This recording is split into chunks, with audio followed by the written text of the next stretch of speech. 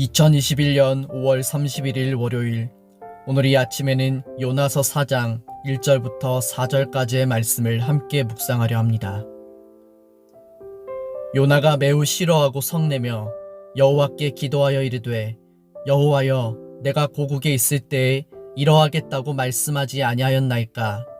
그러므로 내가 빨리 다시스로 도망하였사오니 주께서는 은혜로우시며 자비로우시며 노하기를 더디하시며 인애가 크시사 뜻을 돌이켜 재앙을 내리지 아니하시는 하나님이신 줄을 내가 알았음이니이다.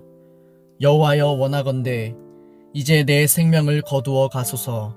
사는 것보다 죽는 것이 내게 나음이니이다 하니 여호와께서 이르시되 네가 성내는 것이 옳으냐 하시니라. 아멘. 잠시 기도하시겠습니다. 날마다 성실하신 하나님의 은혜에 감사드리며 오늘도 주님의 말씀 앞으로 나아갑니다. 우리에게 주시는 말씀을 통하여 오직 내 안에 선한 것이 없음을 고백하게 하시고 나의 삶의 그 어떤 것보다도 하나님의 뜻이 가장 중요함을 고백하게 하옵소서. 하나님의 말씀을 경외함으로 바라보게 하시고 그 말씀에 우리 인생을 걸고 살아가게 하옵소서.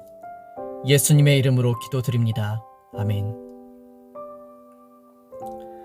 하나님의 말씀을 피해 도망가다가 바닷속에 던져져 물고기 뱃속에서 사흘을 보낸 선지자, 그리고 다시 사명을 부여받아 니느웨로 가서 하나님의 정의를 선포했던 요나는 이제 다시 하나님의 선하심 앞에서 절망하고 분노하고 있습니다.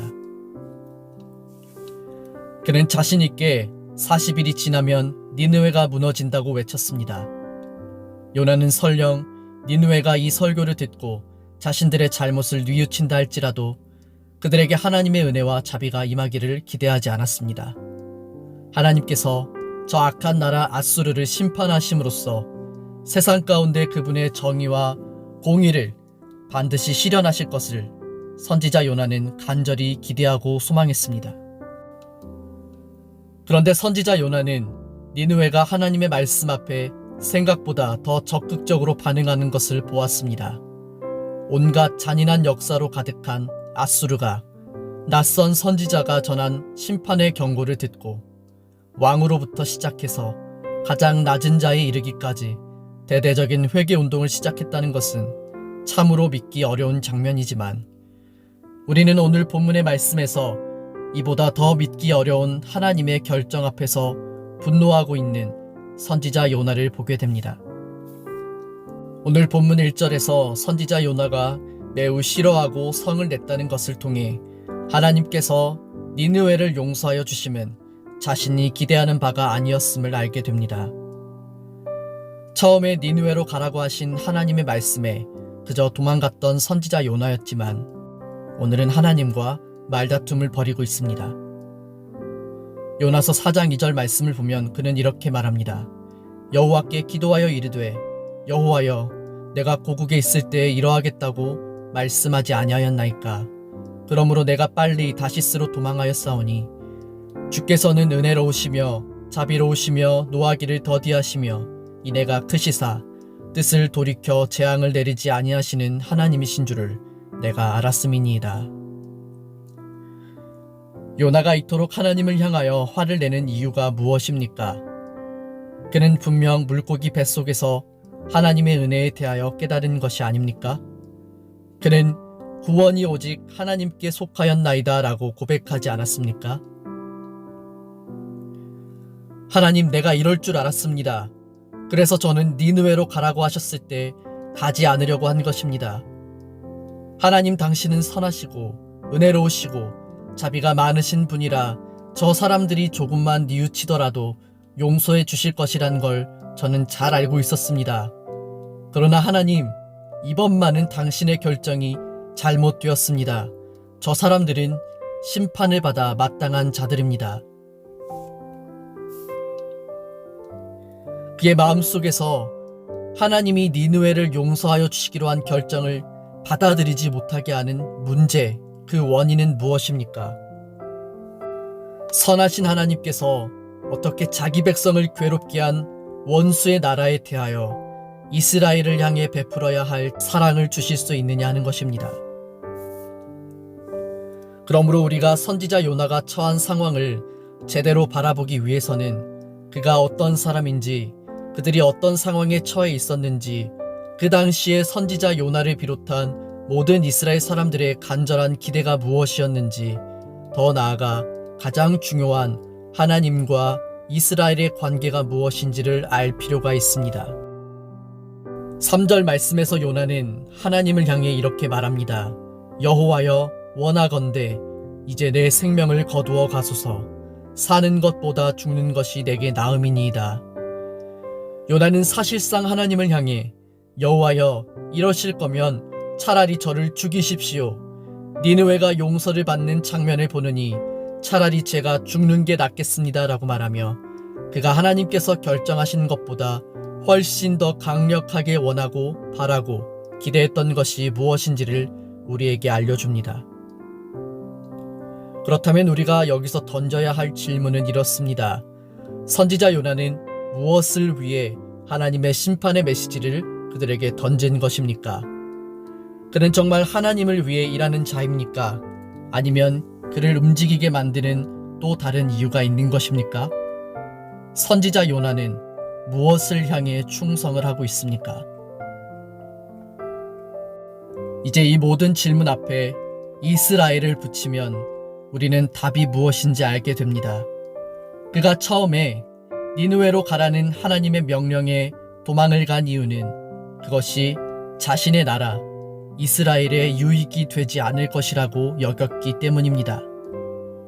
그랬던 그가 두 번째로 사명을 부여받고 니느웨로 갔을 때는 하나님 나라를 위해 목숨을 걸고 들어간 선지자의 모습이라기보다는 사실 나라를 위해 목숨 걸고 원수의 나라를 향해 심판의 메시지를 던진 것입니다.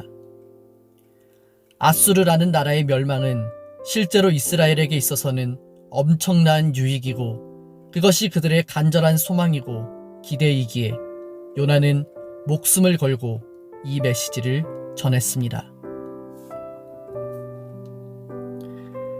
자, 이제 이와 같은 선지자 요나의 모습은 그가 실제로 무엇에 충성을 하는 사람인지 알게 합니다. 이스라엘과 하나님은 뗄 수 없는 관계이니 언뜻 보기에는 그가 하나님께 충성을 하는 자로 보일 수 있지만 실제로는 그에게 이스라엘이 더 중요하기 때문에 이것이 우선되지 않으면 언제라도 하나님을 밀어낼 수 있는 것입니다.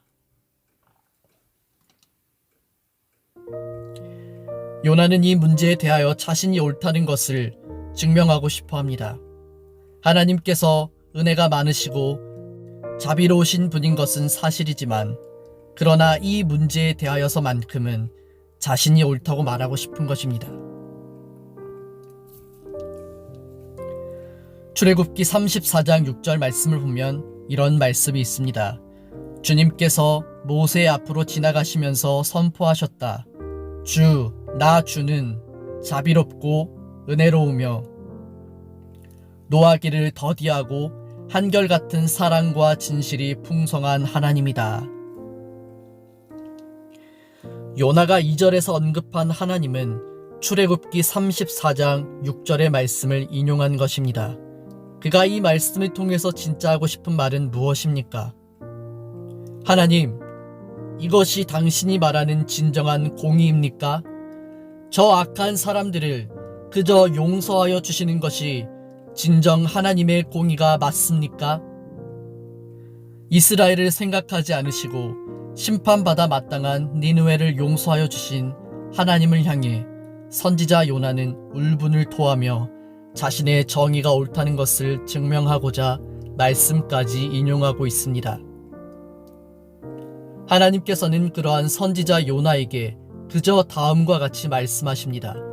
그러자 여호와께서 네가 그렇게 화를 내는 것이 과연 옳으냐라고 말씀하셨습니다. 하나님께서는 자신의 옳음을 주장하고 하나님의 부당함을 지적하는 불손한 종 요나를 향하여 괘씸죄를 적용하여 심판하지 않으시고 그저 너는 무엇 때문에 그렇게 화가 났느냐? 네가 나의 결정에 대하여 그렇게 화를 내며 너의 옳음을 주장할 만큼 의로우냐라고 말씀하십니다. 오늘 본문의 말씀이 우리들에게 주시는 교훈이 무엇입니까? 첫째, 하나님보다 더 중요하게 여겨지는 우리 마음속 모든 생각들을 비워내야 한다는 것입니다. 이스라엘을 향한 선지자 요나의 마음이 하나님보다 더욱 커서 그가 하나님의 결정에 이토록 반발하는 것처럼 우리 안에 하나님보다 더 우선되는 것들을 비워내지 않으면 우리들도 반드시 요나와 같은 딜레마에 빠지게 됩니다. 이 문제는 또한 우리가 실제로 무엇에 충성을 하고 있는가와 연결됩니다. 하나님의 사람은 언제나 하나님 나라의 유익을 추구하며 하나님께만 충성하는 존재가 되어야 합니다. 하나님과 교회를 위해서라고 말하면서 사실은 나의 유익을 추구하는 그 모든 일들을 우리는 당장 멈추어야 합니다. 지금 내 마음속에 무엇이 가장 중요하고 우선되고 있는가 하는 것은 우리가 가장 우선으로 여기는 그것에 더 마음을 쏟고 충성을 하고 있다는 것이기 때문에 이것은 결국 하나님께 온전히 순종하지 못하게 하는 걸림돌이 되는 것입니다. 누가복음 14장 26절에서 예수님께서는 이렇게 말씀하십니다. 무릇 내게 오는 자가 자기 부모와 처자와 형제와 자매와 더욱이 자기 목숨까지 미워하지 아니하면 능히 내 제자가 되지 못하고.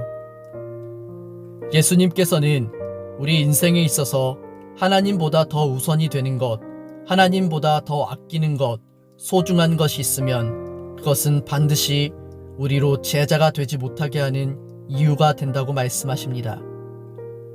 그러므로 오늘 이 말씀을 묵상하는 우리는 주어진 말씀 앞에서 오늘 나에게 하나님보다 더 소중하게 여겨지는 것들이 있나 돌아보아야 할 것입니다. 우리의 사랑과 충성의 대상은 오직 하나님입니다. 하나님을 사랑한다 말하면서 실제로 나의 관심을 빼앗고 있는 모든 것들을 내려놓고 우리들이 온전히 하나님께 충성을 다하고 그분의 뜻에 순종할 수 있는 지혜로운 그리스도인이 되기를 간절히 소망합니다. 둘째로 우리는 스스로를 지혜롭고 의롭게 여기는 자가 아니라 그저 겸손한 자가 되어야 합니다. 잠언 26장 12절에서 잠언 기자는 이렇게 말합니다. 너는 스스로 지혜롭다는 사람을 보았을 것이나 그런 사람보다는 오히려 미련한 사람에게 더 희망이 있다. 성경이 말씀하시는 바가 무엇입니까? 스스로 지혜롭게 여기는 자들이야말로 하나님의 은혜가 무엇인지 알지 못하는 어리석은 자들이라는 것입니다. 이런 사람들의 특징은 성경을 보면서 언제나 내 생각이 옳다, 내 생각이 맞다는 것에 집중한다는 것입니다. 성경을 통해 내가 생각하는 것이 옳았고 네가 생각한 것은 틀렸다를 증명하고자 하는 것은 굉장히 어리석은 것입니다. 우리가 성경을 통해 발견해야 하는 것은 언제나 하나님만이 옳으시고 우리들은 그분의 공의와 은혜 앞에서 내세울 것이 없는 존재라는 것입니다. 선지자 요나는 스스로를 정당하게 여기며 성경을 인용하여 하나님을 비난하고 있습니다. 그런데 사실 요나와 같은 행동은 우리들에게서도 얼마든지 일어날 수 있는 일입니다. 우리는 하나님의 말씀을 통해 나 자신을 의로운 자리에 놓고 그보다 못한 사람들에 대하여 정죄할 수도 있습니다. 누가복음 18장에 바리새인의 기도에서 그들은 스스로 자신을 의로운 위치에 세워놓고 그보다 못한 사람들을 정죄했습니다. 그러면서 나는 저들과 같지 않은 것에 감사하다고 기도합니다. 그러므로 나 스스로를 의로운 위치에 두고 성경을 통해 그렇지 못한 자들의 삶을 비판하고 정죄하는 것은 결코 옳지 못합니다. 주님은 우리에게 이렇게 말씀하십니다. 예수께서 대답하여 이르시되 건강한 자에게는 의사가 쓸데없고 병든 자에게라야 쓸데있나니 내가 의인을 부르러 온 것이 아니요 죄인을 불러 회개시키러 왔노라. 주님은 스스로 지혜롭고 의롭다고 믿는 자들을 통해 역사하시는 것이 아니라 자기 스스로를 주님의 은혜가 필요한 자로 여기는 자, 자신이 하나님 앞에서 내세울 것 없는 죄인이라는 것을 인지하고 고백하는 자들을 통하여 회개의 역사를 허락하시고 그들에게 은혜를 주시고 그들을 통해 일하신다는 것을 우리에게 알려주십니다. 그러므로 오늘 주어진 말씀을 통하여서 우리 안에 선하신 하나님이 온전히 일하시도록 날마다 내 안에 선한 것이 없음을 고백하고 주님의 은혜로 가득 채워주시기를 구하며 나아갑시다. 하나님의 뜻과 일치된 삶이 될 수 있도록 더욱 우리들의 자아를 죽이고 오직 내가 죽어야만 은혜로 살아갈 수 있다는 사실을 기억하며 오늘 하루도 하나님의 은혜만이 우리를 주장하시는 인생을 살아가기를 우리 주 예수님의 이름으로 간절히 축복합니다.